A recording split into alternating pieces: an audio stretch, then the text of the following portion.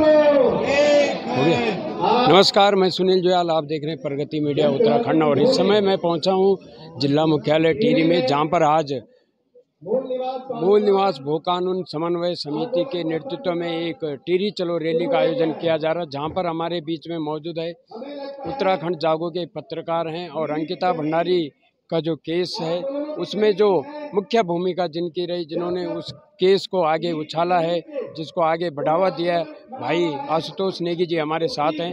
भाई जी नमस्कार। नमस्कार जी। नमस्कार सर, सबसे पहले आपका बहुत बहुत धन्यवाद, आप इतनी दूर से आज टिहरी जिला मुख्यालय में पहुंचे हैं। सर, इस भू कानून की जो आज यहाँ पर रैली चल रही है, इसको लेकर सबसे पहले आपसे यही सवाल करेंगे कि इसको लेकर आप क्या कहना चाहेंगे? देखिए, जैसे आपने बताया कि जो अंकिता हत्याकांड हुआ और उसके लिए न्याय की जो लड़ाई है जिसे हम लड़ रहे हैं, अगर आप उसके मूल में जाओगे तो आप ये देखो कि वो बेटी जो पौड़ी के डोब सिरकोट गांव, जो कि मेरा गांव है, वहाँ रहती थी। और अगर उसके पास भी एक मूल निवास प्रमाण पत्र होता और सरकारी नौकरियों में उसको कुछ पहाड़ियों का आरक्षण होता तो 10,000 की नौकरी के लिए किसी केस नहीं आती। अब आपने देखा कि मूल निवास न होने का कितने घातक परिणाम है कि हमारे बच्चों के लिए रोजगार नहीं है, और जब वो रोजगार के लिए घर से बाहर निकलते हैं तो तरह तरह से उनका उत्पीड़न होता है। रिजॉर्टों में हमारे बच्चे बर्तन धो रहे हैं, सरकारी नौकरियां उनके लिए नहीं है। जो बाहरी प्रदेश के लोग हैं, एम्स में आपने देखा हो राजस्थान के लोगों की भर्ती हो गई। तो हमारी लड़ाई वही है कि हमें सबसे पहले मूल निवास का जो प्रमाण पत्र जो उत्तर प्रदेश के ज़माने में हमें मिलता था वो दिया जाए, जिससे कि हम अपना आरक्षण का भी लाभ लें, नौकरियों में हमें वरीयता मिले। और हमारे यहाँ से जो लगातार पलायन हो रहा है और जो हमारे बच्चों का शोषण हो रहा है होटलों में, क्योंकि होटल में ही जा पा रहा है, फौज की नौकरी तो देखिए अब रही नहीं, तो हमारे बच्चों का शोषण रोकने का एकमात्र हथियार मूल निवास। जब मूल निवास होगा तो घर गाँव में नौकरी में रहेगा, सरकारी नौकरी मिलेगी, सरकारी योजनाओं में वरीयता मिलेगी, फिर वो पलायन क्यों करे? और जब वो पलायन नहीं करेगा, जब उसको अपनी ज़मीन की कीमत पता चलेगी तो भू कानून भी लागू हो सकता है। तब भूमि जब बिकेगी ही नहीं तो फिर कहीं दिक्कत नहीं रहेगी। तो भू कानून और जो मूल निवास की लड़ाई है, एक बहुत छोटी सी लड़ाई है कि मूल निवास प्रमाण पत्र मिल जाए। पहाड़ी, जो कि हम इस प्रदेश के मूल निवासी हैं, सैकड़ों से सदियों से हमारे पूर्वज यहाँ रहे, तो सीधी सी बात है भाई, यहाँ पे नौकरियों में सारी चीज़ों में हमारा अधिकार नंबर 1 होना चाहिए। ये लड़ाई है। सर, आखिर सरकार क्यों नहीं इस मुद्दे पर गहनता से विचार कर रही है? देखिए, दिक्कत ये है कि यहाँ कोई क्षेत्रीय दल की सरकार नहीं है। यहाँ जब भी सरकार रही है वो नेशनल पार्टी की सरकार रही है, चाहे बीजेपी की चाहे कांग्रेस की। और जो ये बीजेपी की डबल इंजन की सरकार है, ये तो बहुत घमंड में है।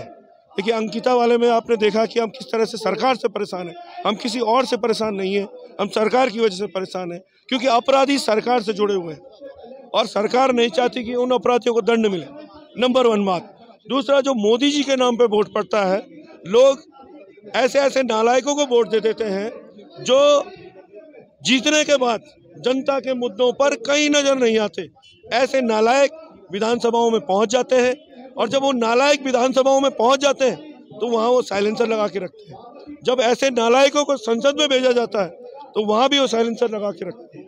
अभी फिर से चुनाव होंगे, अभी देखिए वो जय श्री राम बोलेंगे। अब देखिए, जय श्री राम तो ऐसा नारा है, हर एक हिंदू के दिल में राम बसे हुए हैं।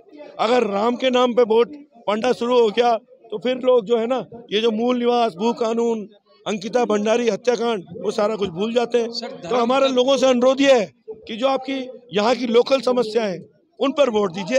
अगर आप उस पर वोट देंगे तो निश्चित रूप से स्थितियां बेहतर होंगी। सर, धर्म तभी तो बचेगा जब हम बचेंगे। बिल्कुल बिल्कुल। और हमारा ये कहना है कि पहाड़ियों से बड़ा सनातनी कौन है? मुगलों के काल में भी बद्रीनाथ, केदारनाथ, गंगोत्री, यमुनोत्री, सेम, मुखेम, महासू महाराज सारे सुरक्षित रहे। हम तो सबसे बड़े हिंदू अगर हैं तो हमसे बड़ा कौन है हिंदू? हमने तो पहले से ही सुरक्षित रखा हुआ है।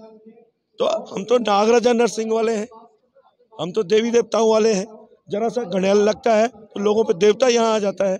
तो हम तो देवभूमि के हैं, लेकिन देवभूमि के लोगों की जो मूल भावना है, जब रोजगार रहेगा, जब वो जिंदा रहेगा, तभी तो जय श्री राम बोल पाएगा। तो हम कह रहे हैं कि भाई रोजी रोटी का जो हक है वो हमें दे दीजिए, हम भी जय श्री राम बोलते हैं। हमने कब राम का विरोध किया? हम भी तो रामी वाले हैं, ये बात है। जी, आपने देखा नेगी जी ने कहा कि हमें रोजी रोटी दीजिए और हम जय श्री राम के नारे लगाएंगे, उस दल के भी नारे लगाएंगे जो दल हमारे को ये अधिकार देगा। और अगर ये अधिकार हमें नहीं मिलता है तो हम उस दल को भी इस प्रदेश से बेदखल करने की कोशिश कर रहे हैं। तो ये नेगी जी का कहना है। धन्यवाद सर। बहुत बहुत